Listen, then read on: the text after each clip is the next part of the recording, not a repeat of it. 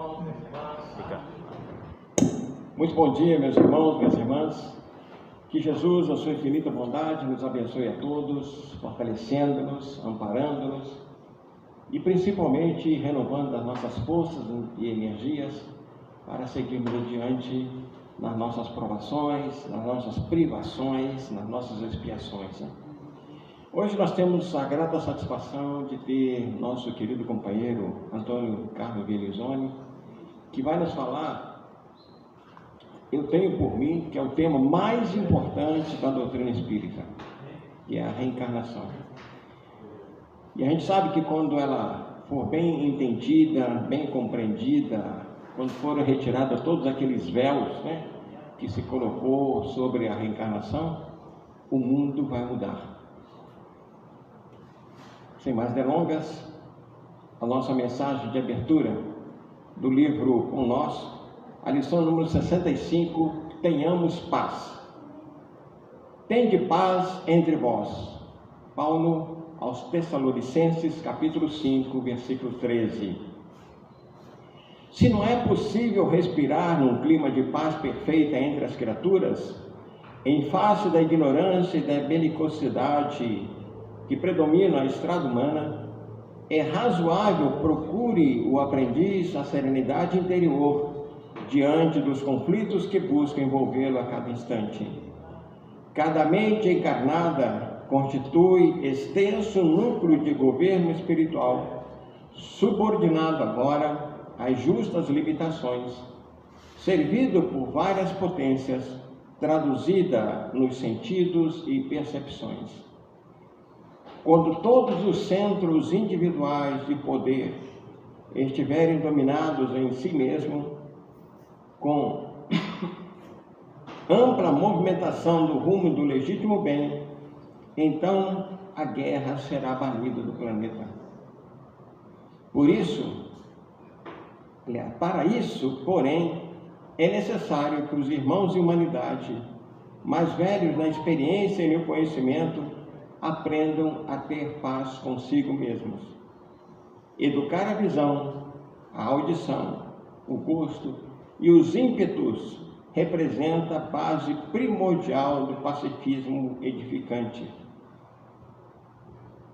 Geralmente, ouvimos, vemos e sentimos conforme nossas inclinações e não segundo a realidade essencial. Registramos certas informações longe da boa intenção em que foram inicialmente vazadas, e sim de acordo com as nossas perturbações internas. Anotamos situações e paisagens com a luz ou com a treva que nos absorve a inteligência. Sentimos com a reflexão ou com o caos que instalamos em nosso entendimento.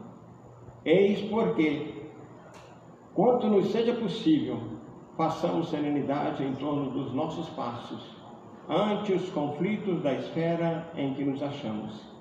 Sem calma, é impossível observar e trabalhar para o bem. Sem paz dentro de nós, jamais alcançaremos os círculos da paz verdadeira. Essa página vem muito a calhar para os nossos dias, Dias confusos, dias problemáticos, dias em que uma boa parte da humanidade se encontra atônita diante dos acontecimentos. Não sei se vocês têm percebido, mas quantos acidentes, quantas mortes coletivas, quantos problemas, quantas enchentes, desabamentos e tudo mais. Tudo isso é para dar um alerta para as criaturas que passam pelas situações na Terra. E nós sabemos, meus irmãos, que cada um de nós estamos aqui para receber aquilo que nos é possível, que nos é cabível dentro do nosso processo de crescimento espiritual. Mas uma coisa que depende unicamente de nós é conquistar a paz interior. E para a gente conquistar essa paz interior, essa tão sonhada paz interior, não temos que fazer muito esforço. Conforme lá no Livro dos Espíritos, nós observamos a pergunta 909, que nós temos que fazer apenas um pequeno esforço. E aí o Espírito ainda fala, né? Quão poucos dentre vós fazem esforços. Então que nós tenhamos a vontade de fazer um pequeno esforço para alcançar essas duas últimas frases que Emmanuel deixa para a gente. Sem calma é impossível observar e trabalhar para o bem. Sem paz dentro de nós, jamais alcançaremos os círculos da paz verdadeira. Oremos. Deus, nosso amantíssimo Pai, que os nossos pensamentos, os nossos pedidos e também os nossos agradecimentos possam chegar até vós. Que nessa manhã de hoje, as nossas mentes possam ser abertas, que nada possa atrapalhar o nosso raciocínio para captarmos a mensagem que o nosso irmão Guerrizoni preparou para esta manhã. Obrigado, Senhor, pela oportunidade de aqui estarmos. Obrigado por tudo que temos recebido e agradecemos também por aquilo que vamos receber. Que essa casa possa se encher cada vez mais de luz. Que os seus trabalhadores sejam perseverantes, fortes, corajosos para enfrentar as dificuldades. E que, acima de tudo, nós que aqui nos encontramos e aqueles outros companheiros que vão nos assistir agora ou posteriormente, possam receber um pouco da vossa paz, para que tenhamos paz em nossos corações. Obrigado, Senhor, e que assim seja. Então, meus irmãos, abrindo o mês em que nós comemoramos mais um aniversário dessa casa, né? Em que aqueles abnegados companheiros lá atrás, alguns de nós nem eram nascidos, né? Eu me lembro que eu tinha só 3 anos de idade, né? Só tinha 3 anos de idade quando esse centro foi fundado. Então, que nós possamos agradecer a esses benfeitores espirituais, a esses companheiros que já partiram, na pessoa principalmente do seu José Assunção, a quem nós conhecemos, né? Tivemos a oportunidade de conhecer. E o nosso irmão Guerrizoni possa continuar tendo a sua paz interior, possa absorver as benesses da nossa casa, os fluidos que o nosso irmão Bezerra de Menezes vai trazer para cada um de nós. Obrigado, e que o nosso irmão Guerrizoni possa traduzir para nós essa mensagem sobre a reencarnação.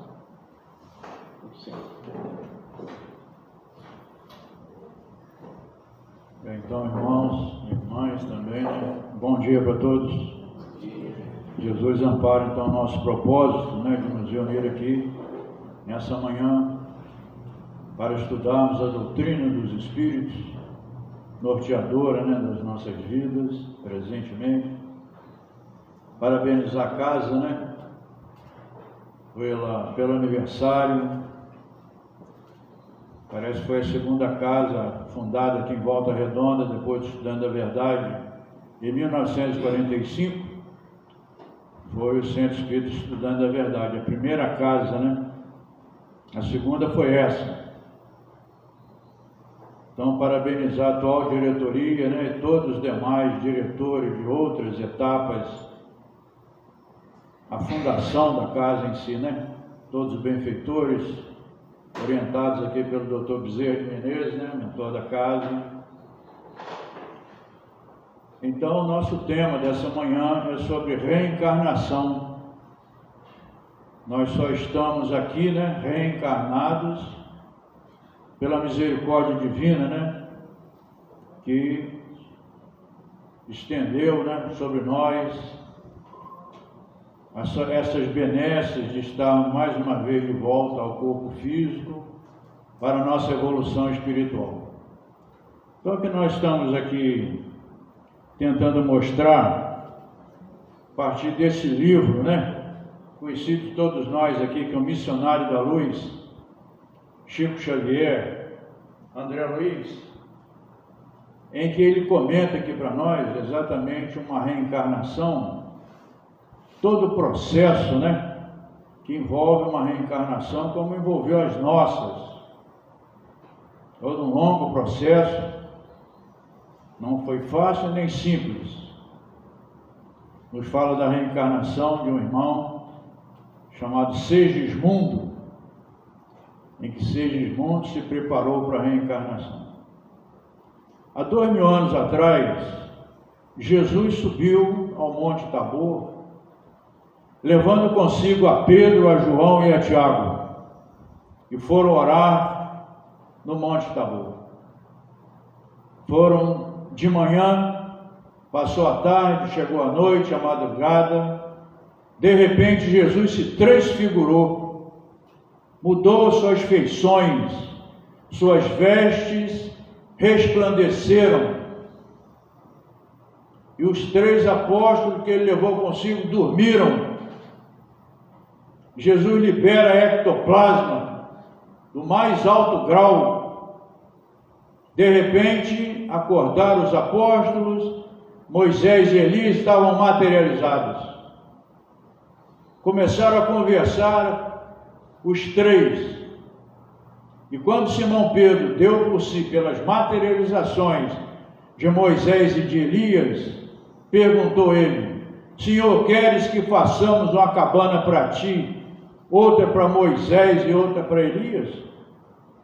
De repente uma nuvem envolveu o grupo, e de lá, no meio dela, saiu uma voz direta: Esse é meu filho bem amado, em quem deveis crer, se referindo a Jesus. Depois do diálogo acontecido, desfizeram-se as materializações. Jesus, praticamente de madrugada para amanhecer, desce com Pedro, João e Tiago ao sopé do Monte Tabor.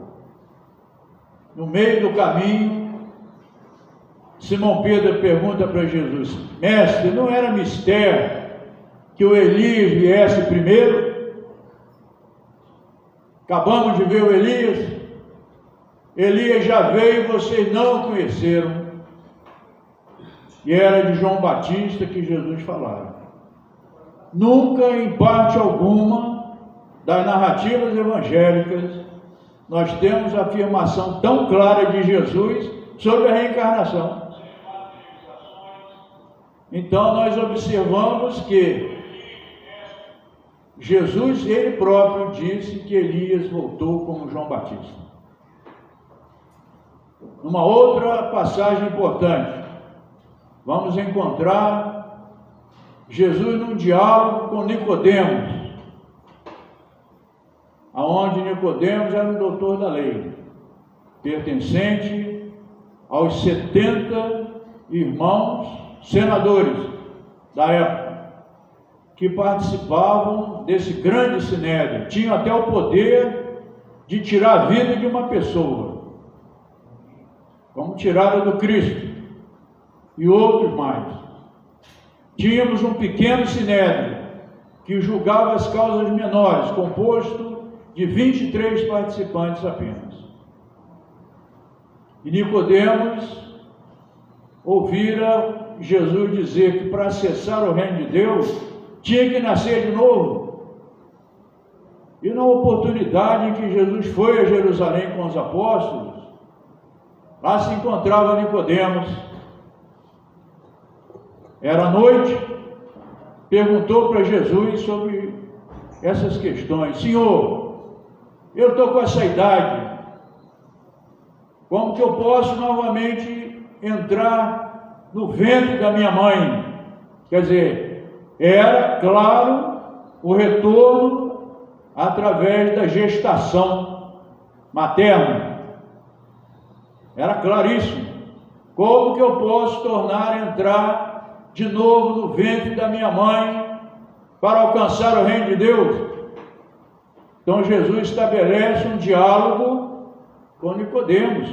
Acha até estranho que ele, naquela condição dele, de ser um senador, ele não sabia dessas coisas. da reencarnação. Então, lá no capítulo 4 do nosso Evangelho, nós temos essas condições, né? Do diálogo em que Allan Kardec inseriu para nós sobre a reencarnação. Eu gostaria, então, de sanar, vamos dizer assim, a dúvida, né? Depois de 2000 anos, que André Luiz traz para nós aqui do livro Missionários da Luz. É dúvida de muita gente ainda fora da doutrina espírita, muita gente, principalmente daqueles que não acreditam, né, infelizmente, na reencarnação. Um dia certamente chegarão, né, a esse entendimento, porque é da lei, né? É da lei. Então nós vamos, não sei se eu posso tirar aqui, eu posso falar, afastar, não posso. Então nós gostaríamos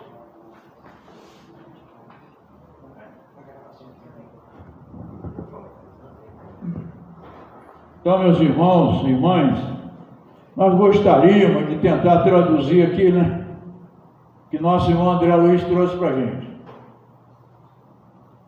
Então, nós temos aqui, num relacionamento sexual, 200 milhões de espermatozoides caem na vagina. Em média, 200 milhões, pouco mais, um pouco menos. Esses 200 milhões de espermatozoides, a maioria vai morrer pela acidez da vagina. Os benfeitores espirituais, segundo André Luiz, vão escolher o espermatozoide mais apto para que ele faça um deslocamento até a trompa de Falópio, uma velocidade de 3 milímetros por minuto. Velocidade baixa, espermatozoide nada até encontrar-se com o óvulo produzido pelo ovário. E nessa condição, o espermatozoide ele vai perder a cauda e ele vai se adentrar dentro do óvulo. O óvulo ele é 8 vezes maior do que o espermatozoide. 8. O espermatozoide rompe a cutícula do óvulo, rompe a cutícula ovariana e se adentra. Nenhum outro mais espermatozoide vai entrar. Nenhum mais. Ah, mas como é que vai nascer gêmeo, trigêmeo, quadrigêmeo? É porque vai haver uma bipartição para gêmeos, uma tripartição do conjunto. Vão ser, no caso de trigêmeos, 3 placentas diferentes, uma para cada espírito. Então, vai haver uma bipartição, uma tripartição, uma quadripartição.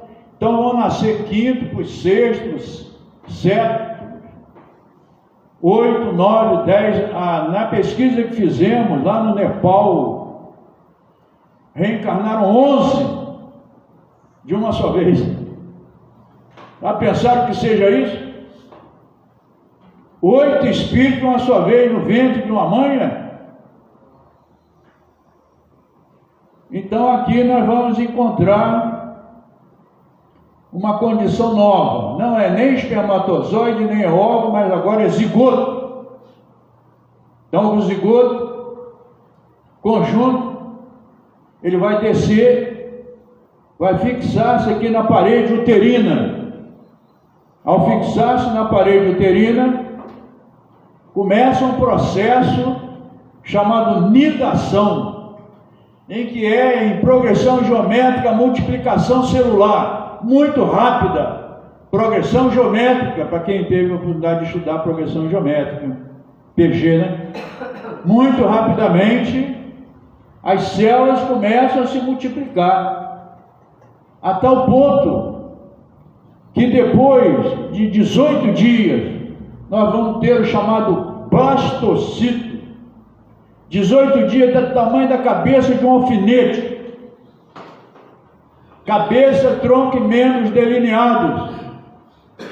é uma coisa divina. É de Deus, né? É divino. 21 dias. Nós vamos ter então como se fosse assim uma explosão em que nós vamos encontrar os folhetos blastodérmicos sendo formados dessa massa embrionária. Começa então a folhar, o folheto superior, aonde vai acontecer a formação da nossa pele, do nosso sistema nervoso, 21 dias só. Depois o inferior, folheto blastodérmico inferior, vão formar-se os intestinos, o estômago, o esôfago. Depois o folheto médio, vão formar-se a nossa coluna e os nossos músculos. Olha que coisa fantástica, 21 dias. Formados, portanto, nessa explosão celular. É uma coisa divina mesmo, né? Tamanho da cabeça de um alfinete. Tudo já delineado no nosso corpo futuro, né? Então a gente quer observar uma coisa interessante. A dúvida do Nicodemos, quando ele foi lá perguntar para Jesus, né? Como eu posso estar velho, tornar a entrar no ventre da minha mãe para nascer de novo? Então esse é o processo. Segismundo ia reencarnar no lar do Adelino e da Raquel. Aí ele vai ter um encolhimento, né? Por hipnose, 1,50 m, 1,60 m, 70, 80, 2 metros de altura, perispírito. Por hipnose, ele é encolhido. Vai encolher até a forma fetal, mais ou menos assim, de 15 a 20 centímetros. Nós tentamos colocar aqui, ó, a cabeça da criança, os braços, as pernas, tudo aqui. Perispírito diminuído. Então nós vamos tornar a entrar no ventre da nossa mãe. Ou seja, por enquanto, o espírito com seu perispírito pode ficar até fora do útero, mas quando chegar à condição fetal, porque André Luiz diz o seguinte: a gente não encolhe arbitrariamente, não, nós vamos encolher até a forma fetal. A gente não encolhe até a forma embrionária, não. A gente fica do tamanho de um feto, pronto. Aí, embrionariamente, o conjunto vai começar a crescer aqui, ó. Corpinho nosso, né? O embrião de 0 a 6 meses é embrião, de 6 a 9 é feto, uma média, né? Pequenas variações podem ocorrer também. Então nós nascemos com 9 meses. Mas o fato é que quando chega em 6 meses, a forma embrionária, né? De 0 a 6, 0 fecundação, vai haver uma justa posição aqui, ó. Allan Kardec fala isso no Livro dos Espíritos. Ele é sugado pelo corpinho futuro dele embrionário, o feto. Chegou na idade fetal, eles vão ficar juntos agora. O feto do corpo físico com o feto perispirítico se acoplam. Allan Kardec fala isso. Ao acoplarem-se, vão crescer juntos, perispírito e o corpo físico. Até 9 meses. Então André Luiz também fala da mesma maneira ali no livro. Aí depois nós nascemos. André Luiz viu, interessante aqui, um mapa.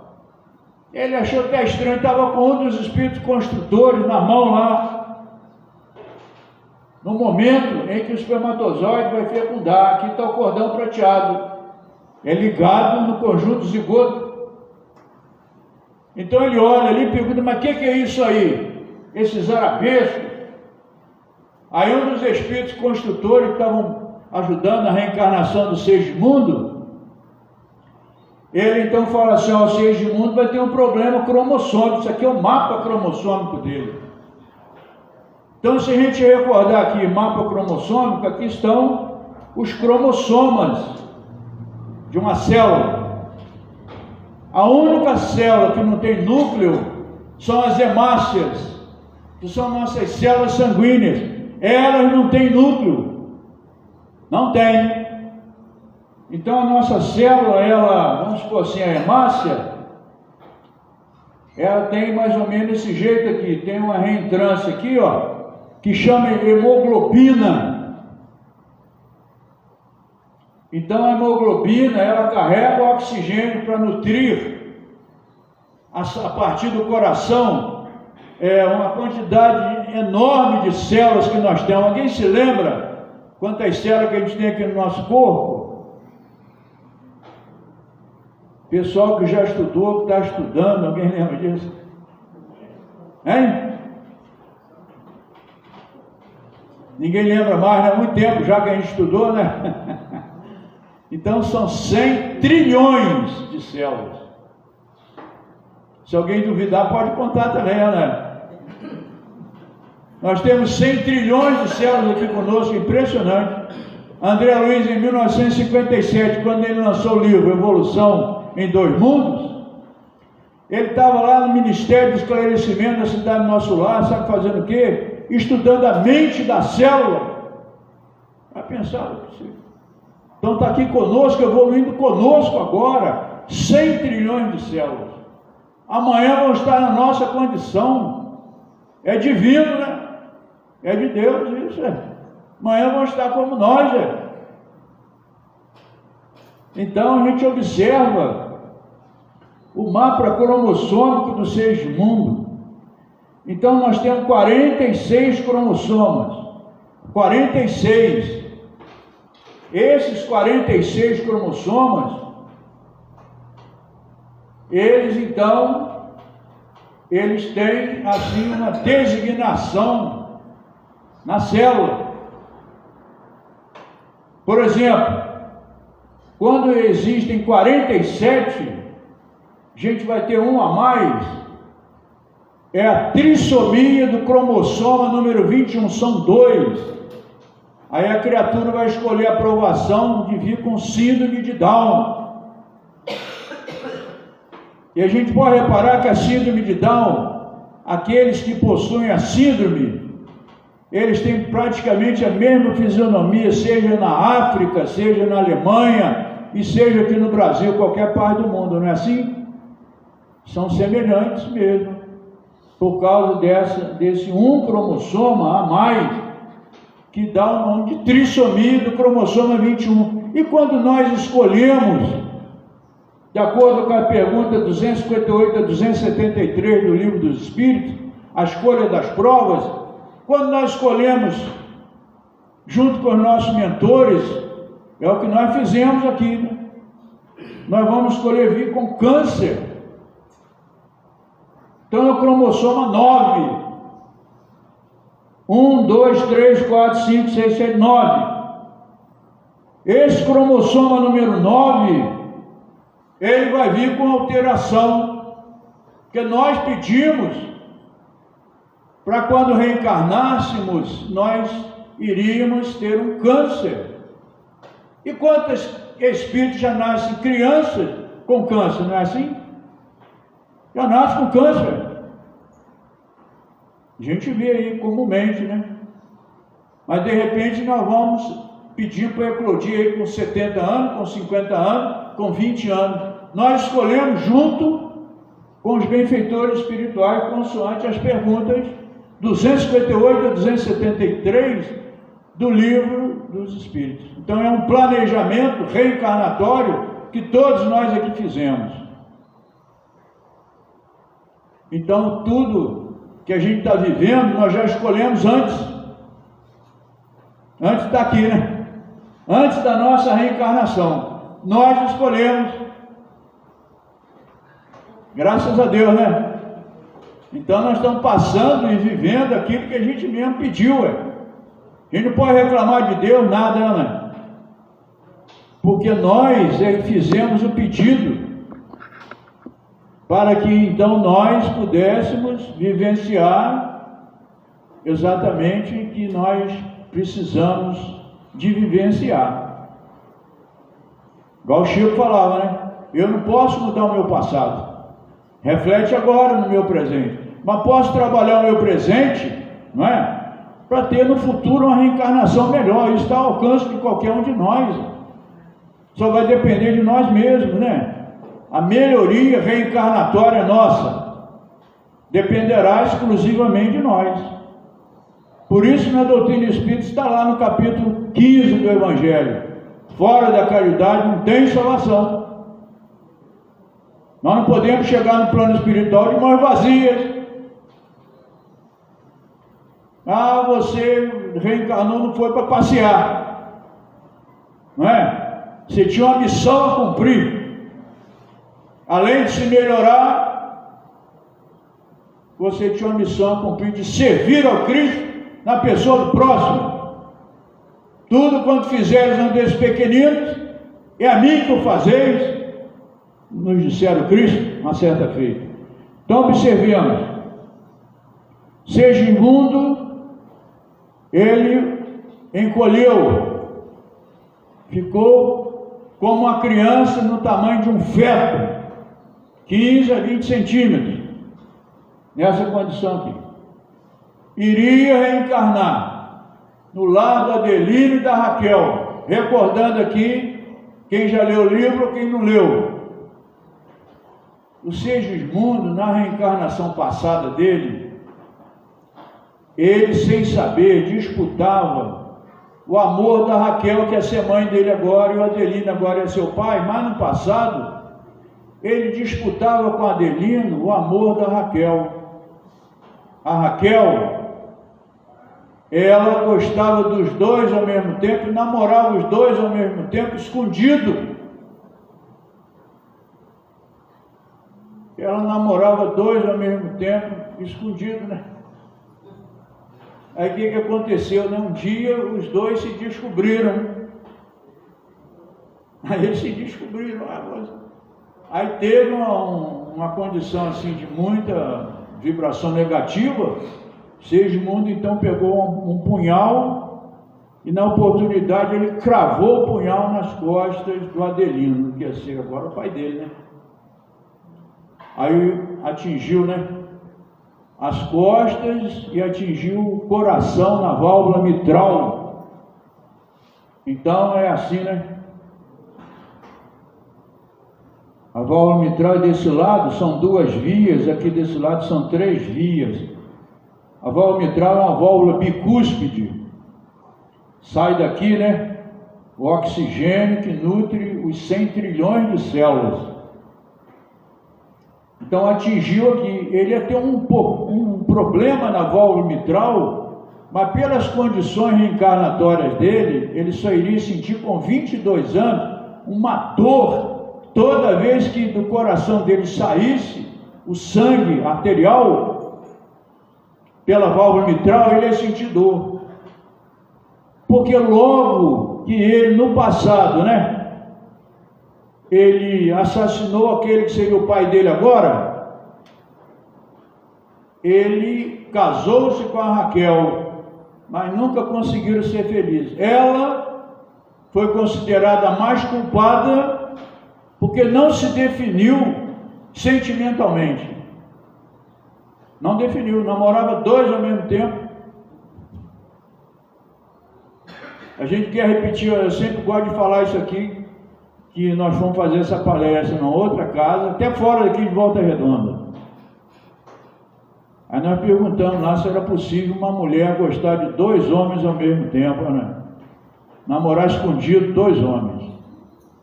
Aquelas que estavam com o namorado ou com o marido ficaram quietinhas. Não sei por que não falaram nada. Mas uma irmã lá atrás levantou a mão e falou assim: ó, 2 ainda é pouco.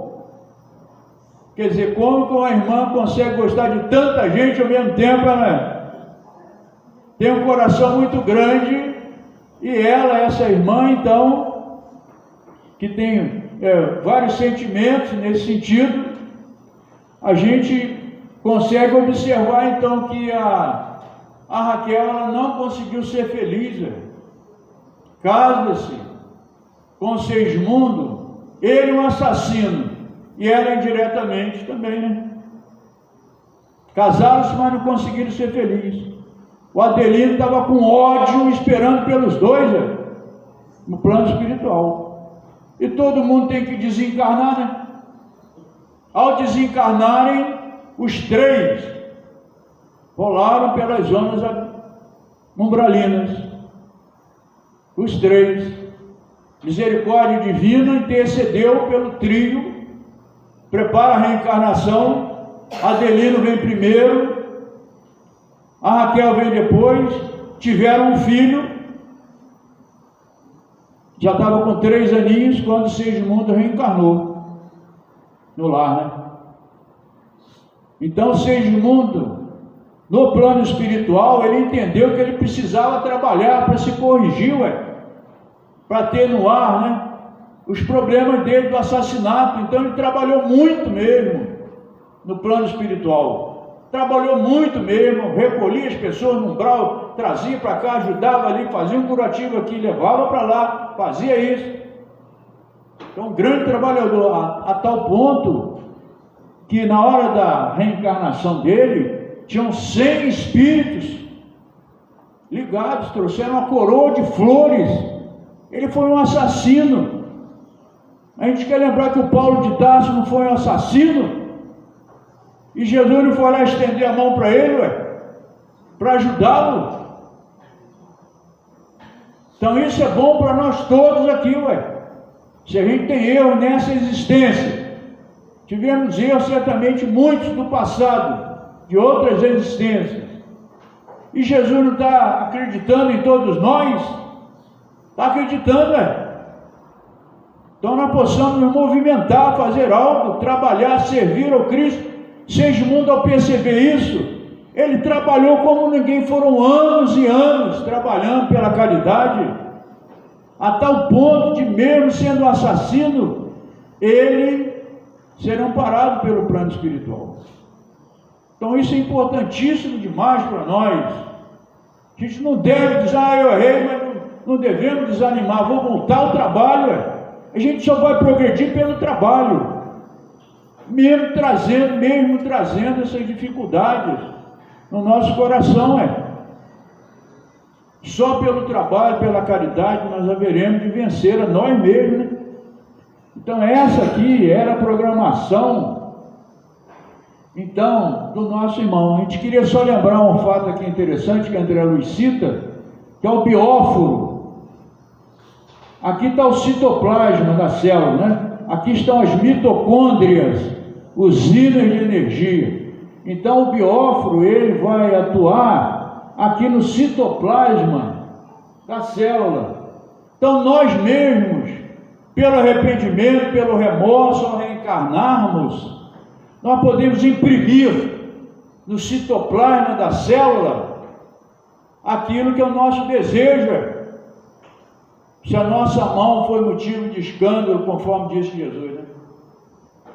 Nosso olho, nosso pé, arrancai-os, preferível entreis na vida só com um olho, uma mão e um pé, do que tendo 2, e vos precipitais ainda mais no erro.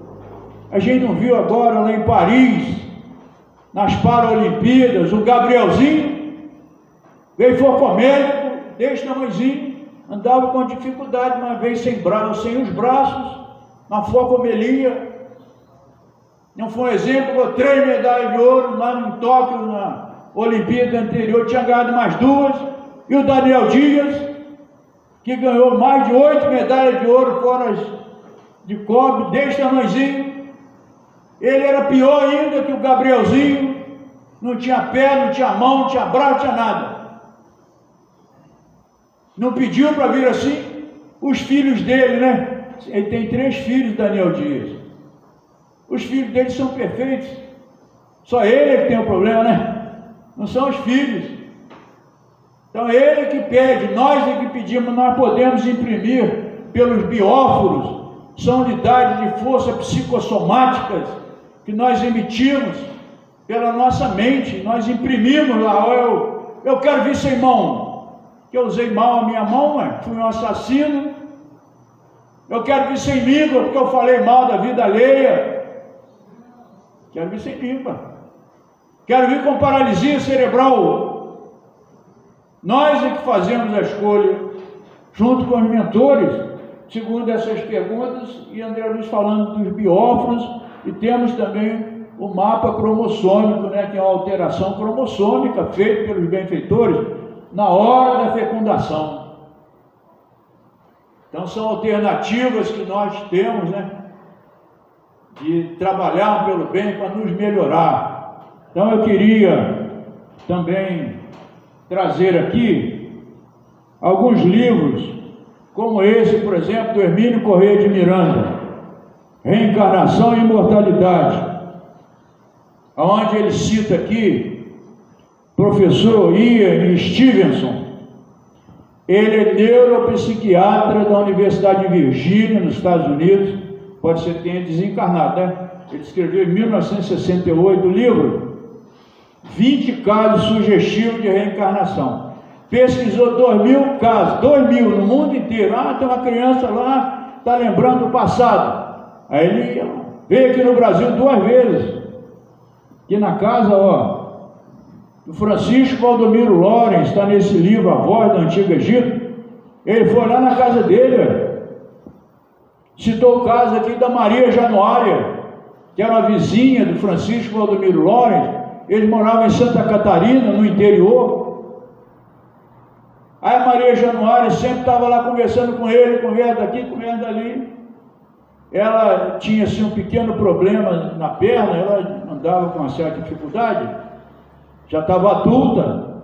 Aí ela sonhou um dia o seguinte, que os mentores disseram: você vai reencarnar na casa do Francisco Valdomiro Lorenz para você progredir mais. Você vai reencarnar lá. Aí ela foi, então conversou: eu vou voltar aqui. Eu tenho também uma pinta aqui no cotovelo e manto. Eu vou voltar desse jeito, vocês vão me reconhecer. E foi exatamente assim. Logo depois, né, a esposa dele ficou grávida, chamava-se Ana, a esposa do Francisco Valdomiro Lorenz, livro editado pela FEB, né, A Voz do Antigo Egito, onde ele comenta o fato. Aí logo depois ela voltou, reencarnou, e ao reencarnar, tinha a pinta. E quando começou a andar, ela andava com uma certa dificuldade na mesma perna direita, que ela falou que ela ia ter esse problema, né? E aqui o professor Ian Stevenson, ele escreveu 20 casos, pesquisou 2.000, resumiu em 600, mas depois escreveu só 20 casos sugestivos de reencarnação. 2 aqui no Brasil, no Ceilão, na Índia, no Alasca. Então aqui o Hermínio estudou bastante os casos, e um deles nós vamos falar aqui, pela importância do tema reencarnação. Tinha um irmão chamado William George, lá no Alasca. Ele era pescador, tinha 10 filhos. E o William George acreditava na reencarnação, da tribo dos Ilígites, uma tribo de índios. Não, eu vou voltar. Falou com o filho dele, chamado Reginaldo. Reuniu a família toda, 10 filhos. Filhos e filhas. Reginaldo, você e a Suza, minha nora, ó, eu vou reencarnar na casa de vocês. Tá vendo meu relógio de ouro? Vou deixar aí com você, Suza. Quando eu voltar, eu vou reconhecer no meio das nossas joias o meu relógio de ouro. Tá vendo também? Tem uma pinta aqui, outra no ombro. Vou nascer com as duas. É que os estudiosos chamam de birthmarks. 3,5% das pessoas que reencarnam nascem com alguma coisa, algum tipo de marca no corpo. Alguém tem alguma marca aqui de nascença? Ninguém tem? Estranho, normalmente a gente tem. Pode falar onde? Na perna. Ah, na perna, muito bem. Então tem pessoas que nascem com a marca de nascença. Aqui nesse livro Reencarnação no Brasil, do Hernando Guimarães Andrade, são 8 casos de reencarnação no Brasil que ele escreveu, esse baita desse livro. Então ele comenta aqui que 3,5% das criaturas que reencarnam trazem essa condição, a marca do passado. Ele até cita aqui, né? Caso de uma irmã que reencarnou com a marca aqui nas costas e outra marca aqui perto do seio. Porque na reencarnação passada, ela chamava-se Patrícia, ela levou um tiro de um soldado alemão, ela era francesa. Levou um tiro do soldado alemão e o tiro acertou aqui o pulmão e saiu à altura do seio do lado esquerdo. Então, atrás da marca aqui, reencarnou com essa marca. Ele chama de Birthmarks. Então, nosso irmão foi lá, fez todo um levantamento, né, de comprovação da reencarnação. E no caso aqui, em questão do William George, lá do Alasca, logo depois ele então falou: eu vou voltar. Pega o meu relógio, eu vou voltar com essas duas marcas também. Aí o William George desencarnou pescando, deu uma tempestade e ele desencarnou, afogado. E ele, logo depois, a Susan, né, um ano depois, a Susan engravidou e ele nasceu com as duas marcas, uma no ombro, outra no cotovelo. Vai crescendo. E estranhamente ele não aceitava, quando fez 5 anos, 4 para 5 anos, nas festas de aniversário, festa de Natal, Ano Novo, ele ficava na ponta da mesa, que o resto dos filhos dele ficava lá. Ele tinha que chamar os filhos dele de tio, né? Ele era sobrinho de todo mundo, nasceu do Reginaldo e da Susan, nasceu, né? Mas não chamava nenhum deles de tio nem tia. Chamava de filho mesmo. Ó, você, João, na mesa lá, ele sentava aqui na cabeceira. Ó, você tem que parar de fumar, você está bebendo muito, Walter. Então ele dava conselho, chamava a atenção dos próprios filhos, que eram para ser tios e tias dele, né? Um dia a mãe dele mexendo na joia lá, viu o relógio. Ó o meu relógio aí, ó o meu relógio aí. Aí foi ver lá, era o relógio dele mesmo de ouro, né? O William George. Então aqui também nós temos de Kennedy ao homem artificial do Hermínio, uma comprovação interessante da reencarnação é que é do ator Glenn Ford. Alguém se lembra do Glenn Ford aqui ou não? Aquele do Faroeste? Lembra, né? O pessoal depois dos 40 aqui deve lembrar, não é possível. Então, Glenn Ford, um ator norte-americano, ele desencarnou em 2006. E ele gostava muito e acreditava na reencarnação, estudava muito sobre reencarnação. E antes da gente falar dele, ele comenta aqui também no livro Hermínio o seguinte: às vezes a pessoa vai fazer uma intervenção cirúrgica e para todos os efeitos ela está morta ali em cima dela, não é? E ela se vê assim por cima, o corpo físico na mesa cirúrgica, os médicos ali, e o espírito paira por cima, ele vê tudo. A cirurgia, e ele deu aquela parada cardiorrespiratória, está morto. De repente ele se vê entrando num túnel. Ó, mas eu estou vendo aqui, fulano, cicrano, que ele está saindo do túnel de luz, que ele vê cidades. Aí alguém fala: só não está na hora de você voltar para o lado de cá não, pode voltar para o corpo. Quantos e quantos casos não vemos assim? Muitos, não é? Muitos casos assim, comprovando a reencarnação. E nesse caso das lembranças, aqui o Glenn Ford se submete a uma sessão com um hipnotizador nos Estados Unidos, de costa a costa a televisão iria mostrar. E ele no sofá, hipnotizador, começa a levá-lo a voltar até o ventre da mãe dele. Assume a posição fetal. Ao assumir a posição fetal, o hipnotizador: vamos voltar antes. Onde você está agora? Ou agora, eu me chamo John, eu estou na cidade de Eugene, Onde que fica a cidade de Eugênia? Pergunta o hipnotizador. Fica na Escócia. O que você é aí? Sua profissão? Olha, eu sou professor de música. Você seria capaz, por acaso tinha um piano lá na sala, né? Você seria capaz de, em transe hipnótico, tocar alguma música lá no piano? Perfeitamente. Levanta-se e senta-se ao piano e toca músicas assim, de Mozart, de Beethoven e de outros. Todo mundo fica impressionado. Estava passando para os Estados Unidos inteiro via televisão, por 50 estados dos Estados Unidos, passando pela televisão. Aí vamos voltar de novo. Ele volta, sai do piano, volta, se deita no divã. O hipnotizador começa a voltar com ele. Quando ele voltou, era 1750 na cidade de Eugênia.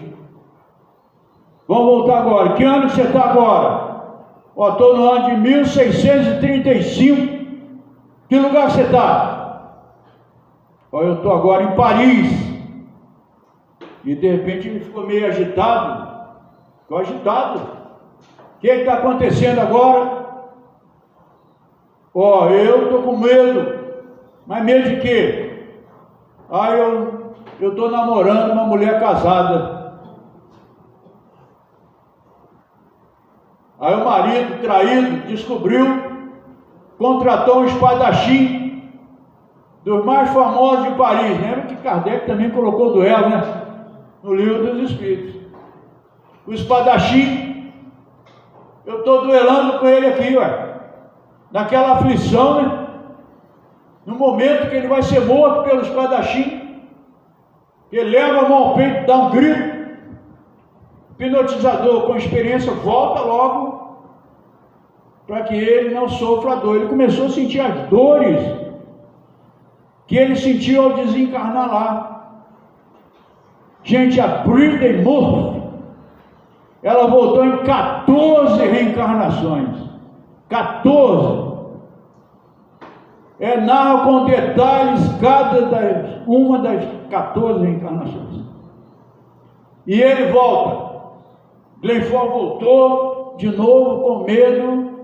Aí tudo bem, hipnotizador está bem agora, tudo bem e tal. Aí ele mostra que ele tem uma marca à altura do coração feita pelo espadachim.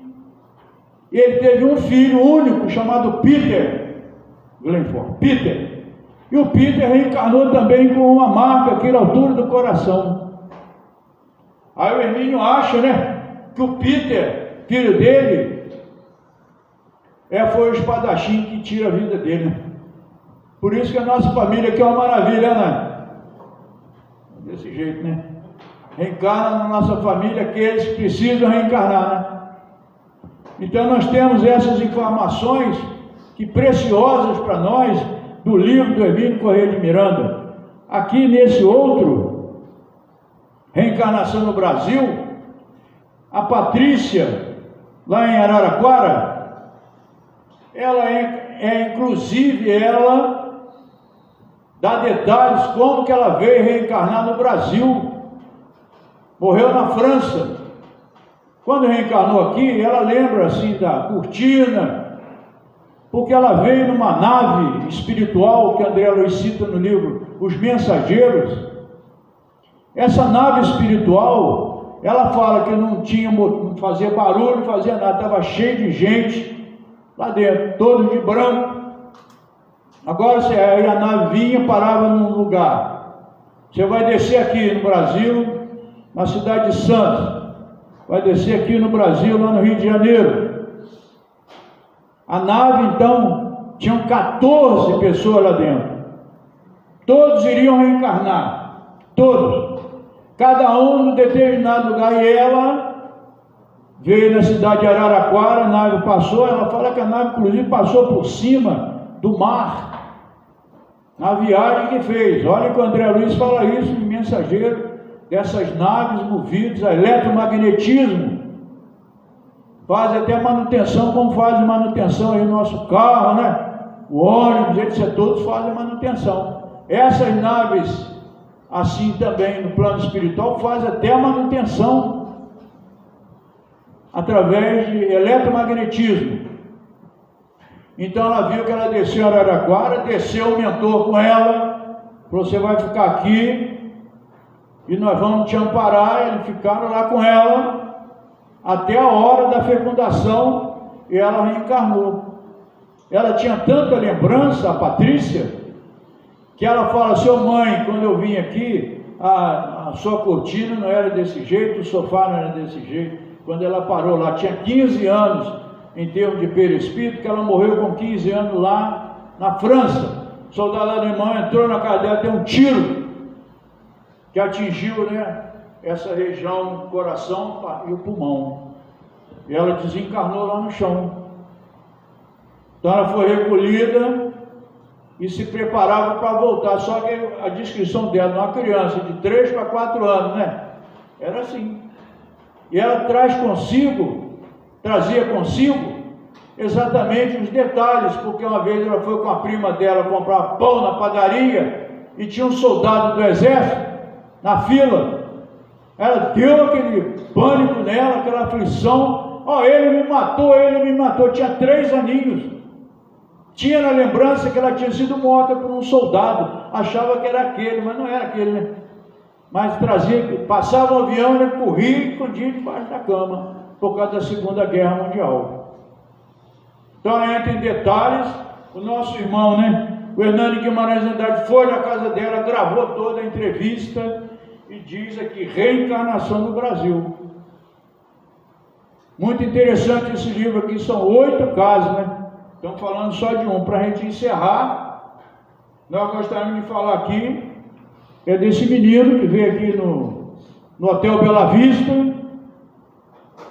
que é o nosso irmão. Eu tive lá presente, né, nesse dia, 1990, que foi o nosso irmão Sibelius. Então, Sibelius, Donato Tenório, ele reencarnou lá em Campina Grande, na Paraíba. Ele tinha uma série de problemas de locomoção, problemas neurológicos. Ele não andava, não falava. Quando conseguia se locomover, era de costas pelo chão. Até 3 anos e 8 meses, a sua mãe e o seu pai o levavam num médico lá em Recife, neurologista, para cuidar dele. E ele ficava sempre vendo o pai dele, tinha um piano, o pai dele, e o pai dele chegava em casa, botava uma música, e o pai dele gostava muito de uma música chamada Assum Preto, do Luiz Gonzaga. Não sei se alguém lembra dessa música aqui. Ninguém lembra não? Assum Preto era um passarinho, coitado, que ele ficava cego, né, sofria muito. Aí ele gostava dessa música do Luiz Gonzaga, Assum Preto. O pai dele sempre tocava no piano, ele ficava lá de costas, olhando o pai dele tocar música. Aí a mãe dele, no caso, na época lá todos dois eram católicos. Aí dentro do catolicismo, vai acontecer então, de que um dia o Frei Damião apareceu no sonho da mãe dele, falou: as provações do seu filho, Sibelius Tenório Donato, acabaram. A partir de amanhã ele vai andar, vai falar normalmente. Olha que interessante isso. Frei Damião apareceu no sonho da mãe e disse isso. No dia seguinte, naquela alegria, o menino estava andando, falando, conversando. Mãe! Abraçou a mãe. Aí o pai dele ia chegar na hora do almoço. Quando o pai dele chegou, ele abraçou o pai dele: pai, eu estou falando, estou andando, voltei à condição normal. Aí o pai dele, nesse dia, trouxe um disco do Beethoven, a 9ª Sinfonia, considerado a música espiritual mais elevada, considerada pelo plano espiritual a música mais elevada. Aí ele pegou o disco, quebrou o disco na ponta do piano do pai dele. Falou: pai, tudo que tem aí eu sei, posso tocar música? 3 anos e 8 meses, sentou-se ao piano e tocou a magistral música, né? A 9ª Sinfonia de Beethoven. Está tudo aqui na minha cabeça, pai. O pai ficou tão impressionado, leva ele para aprender música. Ele sabe todas as músicas de cor, não usa partitura nenhuma, a ponto de saber mais do que aqueles professores que estavam auxiliando ele, ensinando música, né? Então o pai dele ficou tão impressionado com isso que escreveu para o Chico Xavier: ô Chico, quem é essa criatura que está reencarnada aqui em casa? É o Johann Julius Christian Sibelius, respondeu Chico numa carta. Ele nasceu na Finlândia em 1865, desencarnou em 1957. Ele vai dar muita alegria para o seu lar. Então ele levar o filho dele para o Brasil inteiro para demonstrar o que é a reencarnação, que a reencarnação existe. Levar o filho dele para demonstrar que através da música. Então, meus irmãos e minhas irmãs, nós vamos encerrar aqui dizendo o seguinte: aproveitemos nossa reencarnação, é uma bênção de Deus. Nós precisamos trabalhar pelo bem, trabalhar pela caridade, precisamos de estudar. O Espírito da Verdade, que o próprio Jesus disse no capítulo 6 do nosso Evangelho, o Cristo Consolador: deixo 2 mandamentos, espíritas, amai-vos, esse é o primeiro. Segundo, instruí-vos. Paz a todos, né? Que Jesus nos abençoe. E boa palavra minha.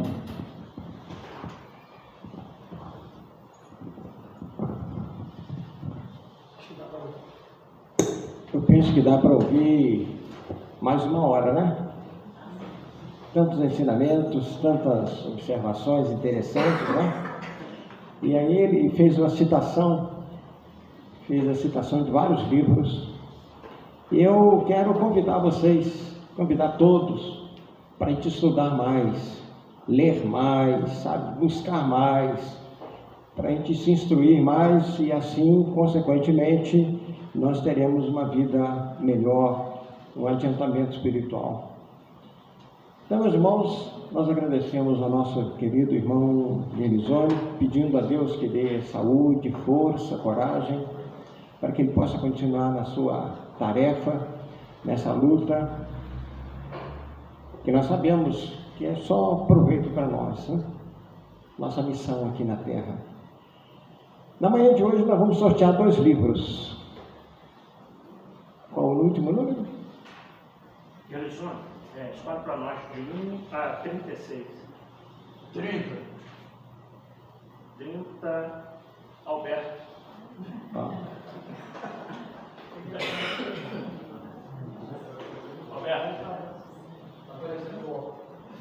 Aparecendo vídeo. Isso aí. E o outro, novamente, 16. 16, Paulinho de Carvalho.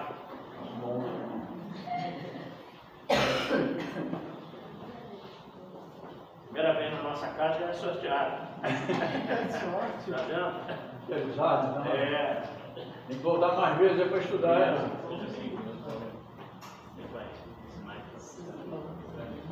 Pessoal, lembrando a vocês que esse mês, como mês de aniversário, todas as reuniões será sorteio de livro. Então não esqueçam de assinar o livro de entrada lá fora, ok? O Carlão vai anunciar as próximas palestras. E depois, então, da prece final, se tiver necessidade de passar a guarda no salão, serão chamados. E lá fora aquele cafezinho fraterno, tradicional de todas as reuniões. Ok? Deixa o Carlão para os últimos avisos aí fora.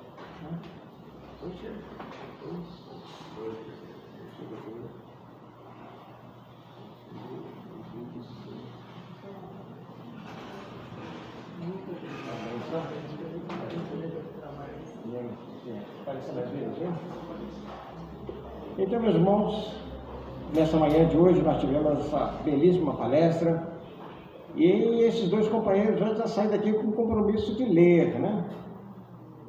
Porque quando a gente ganha livro espírita, né?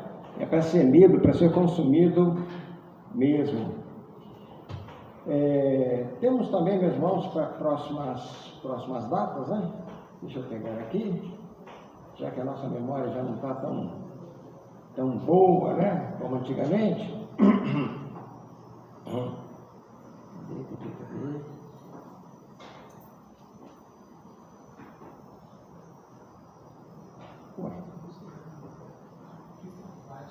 Os carros gerais,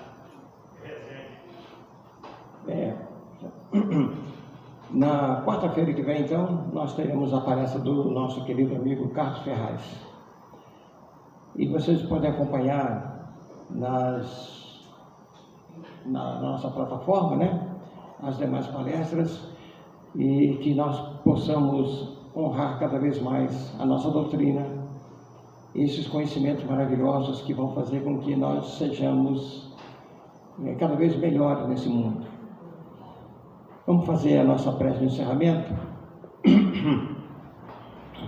E ainda carregado dessas energias todas, eu quero pedir ao nosso Guirinzone para fazer essa prece. Mestre Jesus, aqui estamos, Senhor, então agradecidos pela oportunidade de nos reunir em Seu nome para os estudos dessa manhã, em que a casa também comemora, né, aniversário de fundação, para agradecer ao Senhor, portanto, e pedimos auxílio. O Senhor disse que das ovelhas que o Pai confiou ao Senhor, nenhuma iria se perder, portanto, que o Senhor estaria sempre conosco, para nos ajudar, Senhor, em relação às dificuldades que trazemos conosco, ainda de perdoar as pessoas que nos ferem. Temos enormes dificuldades ainda, Senhor, diante da paciência. Não conseguimos ser pacientes, Senhor. Não conseguimos ainda ser tolerantes. Por isso, pedimos a ajuda do Senhor para que nós consigamos vencer esses obstáculos que trazemos no nosso coração. Todos nós aqui aspiramos muito seguir os seus passos, Mestre. Nós queremos fazer o bem, não queremos mais fazer o mal. Nós queremos sair para a divulgação doutrinária dessa doutrina tão importante em nossas vidas, que é o Espiritismo, o cristianismo redivivo. Mas às vezes nos deparamos com uma certa dificuldade de fazê-lo. Não temos ainda aquela vontade que era necessária para fazer isso. Para sairmos, irmos aos hospitais, visitar os doentes, Senhor. Não conseguimos ir visitar os presos na cadeia. Não conseguimos, às vezes, sequer visitar os nossos familiares, Mestre. Ajuda-nos a acordar para essas realidades internas nossas, de adquirirmos essas virtudes para te servir melhor. Assim, então, Mestre Jesus, com os nossos agradecimentos pela manhã, serão aplicados passos, né? E quando nós, então, retornarmos aos nossos lares, possamos distribuir com aqueles que lá ficaram essas energias tão benfazejas que nos envolvem como elementos força trazidos pelo mentor da casa, Dr. Bezerra de Menezes. Que lá então distribuamos com todos eles essas boas energias. Que assim seja então, Senhor. Muito obrigado pela presença de todos. E aqueles que desejam tomar o passe, aguardem um instantinho, por favor.